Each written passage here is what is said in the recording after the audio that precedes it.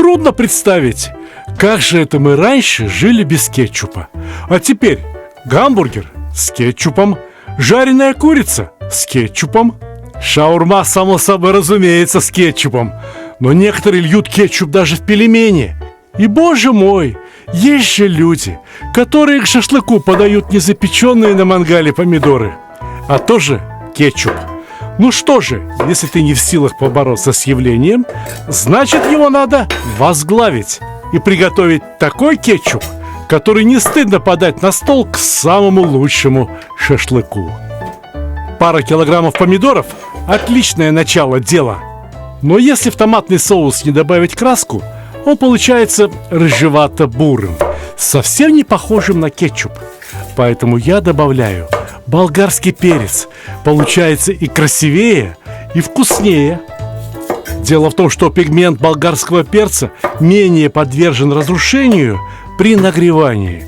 А чтобы получить кетчуп, греть продукты придется довольно долго. Ведь кетчуп должен получиться в меру густым. Но самая главная задача кетчупа – укреплять аппетит. И поэтому сочетание томатов и болгарского перца – это очень-очень хорошо. Не случайно это сочетание встречается во многих народных кухнях, от узбекской до венгерской. И каждый раз получается мало того, что нарядно, но еще и вкусно и ароматно. Кстати, вы знаете, что различные сорта болгарского перца имеют разный вкус и разный аромат? Мне, например, очень нравится рамира. Да, этот перец не дешевый, но немного добавить в наш особый, самый лучший кетчуп не помешает. Наверное, многие слышали, мол, фабричные кетчупы готовят не из томатов, а из яблок. Доля истины иногда встречается даже в журналистских россказнях. Яблоки кетчупу необходимы, а точнее, необходимо одно вещество, которое содержится в яблоках. Это пектин. Вам приходилось наблюдать, какими густыми выходят яблочные джемы даже при добавлении небольшого количества сахара? Это пектин работает. Кстати, пектин в изобилии содержится еще и в баклажанах. Однако мне кажется, что яблоки кетчупу по вкусу и аромату подходят гораздо лучше. Ну что плохого может быть в этом яблоке? А в грамотном использовании скороварки я вижу только хорошее. В принципе, кетчуп можно сварить и без скороварки, но в этом случае все продукты придется варить довольно долго. А скороварка поможет справиться с первоначальным этапом всего лишь навсего за 30 минут. На 2 килограмма помидоров, на пару яблок и 5-6 болгарских перцев добавьте примерно стакан холодной воды для образования пара и чтобы не пригорело внизу. Сердцевину от яблок не выбрасывайте. Весь пектин содержится именно в ней. Ну и парочку стручковых перцев. Если их порезать мелко, перец получится острым. Режем пополам и получаем кетчуп, который даже детям нравится. Кетчуп – это приправа. Приправа должна быть соленой. Пока что ложка соли без верха. Но приправа может быть и кисловатой, и сладкой. 3 столовые ложки сахара. Насыпайте, не беспокойтесь, доверьтесь мне. Вы же знаете, что помидоры иногда бывают гораздо слаще тех, что мы использовали сегодня. Так что сахар плюс какая-то кислота, о которой мы поговорим позднее, не помешают. Скороварку на газовую плиту на 30 минут. Если готовить мясо или птицу, скороварка полностью оправдывает свое название. Она варит птицу либо мясо скорее.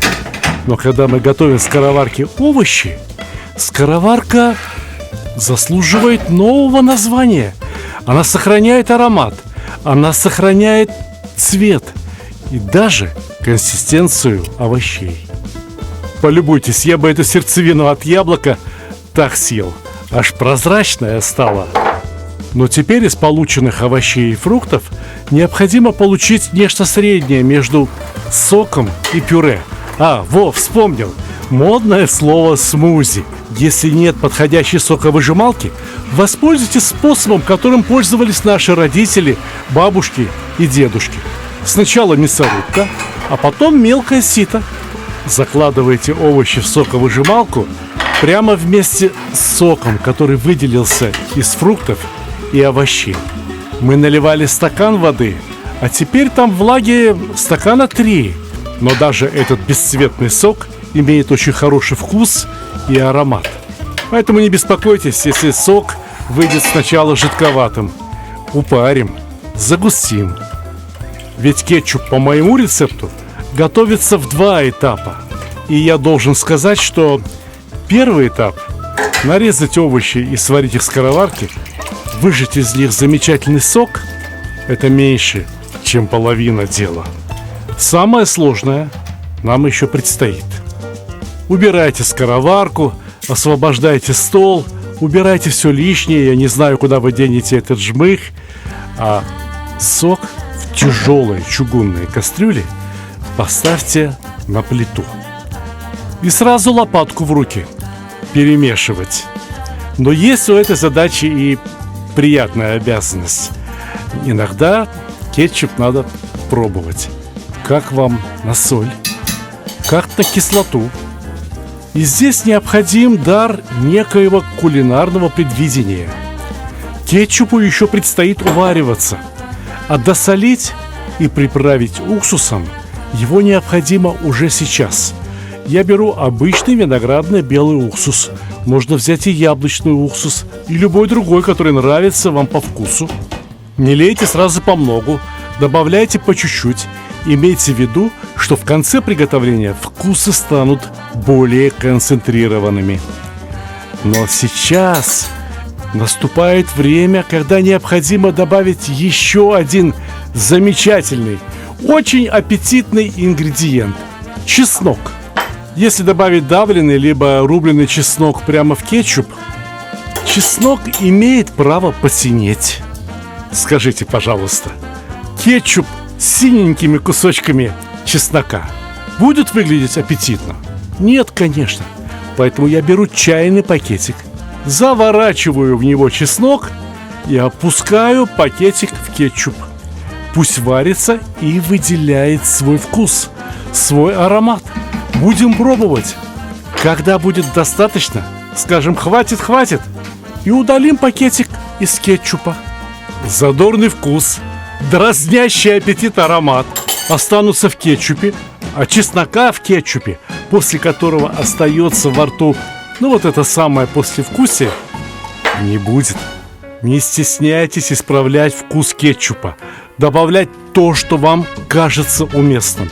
Например, мне показалось, что если я добавлю пару ложек паприки, то кетчуп станет и гуще, и вкуснее. Я хозяин своему рецепту. Что мне нравится, то и добавляю. Очень многие специи, травы вполне уместны в кетчупе. Например, можно добавить имбирь, можно добавить бадьян, можно добавить немного корицы. Работайте, ищите свой вкус. И не забудьте подготовить чистые стерилизованные баночки. Разливайте кетчуп по банкам. Если хранить его в холодильнике и отливать понемногу, а не лазить в него ложкой, то кетчуп простоит довольно долго, пока не съедите. И еще одно. Пожалуйста, учтите, что горячий кетчуп бывает довольно жидким, а остывая сгущается. А если кому-то хочется совсем уж густого кетчупа, используйте тогда крахмал. А что здесь такого? Важнее помнить, что крышки тоже должны быть кипячеными. Посмотрите, каким получился кетчуп. Видите, как он стекает? Особая консистенция. Осталось немножко, ровно на пробу съемочной группе. А 2 баночки – это на потом. Пробовать кетчуп следует точно так же, как и остальные приправы. Вы же горчицу, скажем, не станете пробовать ложками, а вот на кусочке хлеба самое оно. Да, самое оно. Кетчуп получился что надо. Рецепт очень надежный. Повторяйте. Приятного аппетита! Дорогие друзья, многие из вас познакомились со мной в качестве телеведущего, в качестве блогера. Но главный труд моей жизни – это книги, кулинарные книги. Я пишу их уже более 15 лет. Многие мои книги получили призовые места на международных конкурсах. В Париже, в Пекине, в Янтае, во Франкфурте на Майне. Одна из моих любимых книг, пусть и не самая большая, это книга о шашлыке. Называется эта книга «Мангал». Здесь не слишком много страниц, здесь не слишком много рецептов. Но, читая эту книгу, вы узнаете нечто очень важное о таком любимом и широко распространенном блюде, как шашлык. Вы узнаете, какие шампуры выбрать, какая кочерга нужна, какие щипцы, как должен быть устроен хороший мангал. Вы узнаете, как правильно разжигать уголь, как распределять его в мангале. Вы узнаете очень многое о методах маринования, о методах получения великолепного, очень вкусного и ароматного шашлыка. И если кто-то считает, что шашлык – это одно единственное блюдо, он сильно ошибается. Мир шашлыка настолько же разнообразен, насколько разнообразна кулинария вообще. Здесь очень много теоретических работ. Например, какой маринад лучше работает. Мы выбирали маринад на основе кефира, на основе киви, на основе помидора, лимона, вина, лука и так далее, и так далее. А далее независимая комиссия, так сказать, оценивала и давала свои оценки. Сделаны выводы на этой основе. Шашлык можно готовить не только из мяса, не только из курятины, не только из рыбы. Шашлык можно готовить из овощей, из грибов, даже вот и из картошки. И любое мясо практически годится на шашлык. Самое главное – разобраться, как с ним работать. Как должен быть устроен мангал, как должен быть устроен розжиг, стационарный розжиг для угля, который, я могу назвать своим изобретением, но все, кому построили такие розжиги, очень довольны. Как приготовить самый лучший люля-кебаб, которому руки человека к этому фаршу не прикасались. Можете себе представить такое? Такое возможно. Идеально чистый, идеально качественный. Как приготовить хан-кебаб, как приготовить шашлыки самых разных народов. И как приготовить шашлыки, которые не принадлежат никаким народам, потому что их я придумал. Например, шашлык из утиной грудки, шашлык из ананаса, шашлык из сома, шашлык из фаршированной рыбы. И такое тоже возможно. Шашлык, вот тоже еще одно мое изобретение, прямо не нарадуюсь, который я назвал кустурица-кебаб. Брынза, помидоры, чеснок, укроп, тесто. И в результате получаете очень вкусное блюдо. Посмотрите, как оно выглядит. Ну, не красота? Красота. Дорогие друзья, эту и другие мои книги вы можете купить на моем сайте. Мой сайт называется очень просто stalik.ru. В названии ролика вы можете прочитать, как писать это слово. И в описании к ролику тоже можете прочитать stalik.ru. Книги отправляются по всей России, по большинству стран СНГ. И везде, куда доходит почта, направленная из Подмосковья. Откуда я шлю вам горячий привет, желаю крепкого здоровья и приятного аппетита. Книги можно приобрести не просто вот так вот в чистом виде, но еще и с автографом. С именным автографом, который я лично ставлю на каждую книгу. Вы можете поздравить при помощи этих книг своих друзей, коллег, родных, ну и самого себя в конце концов. Почему бы не порадовать? Я желаю вам огромных кулинарных успехов.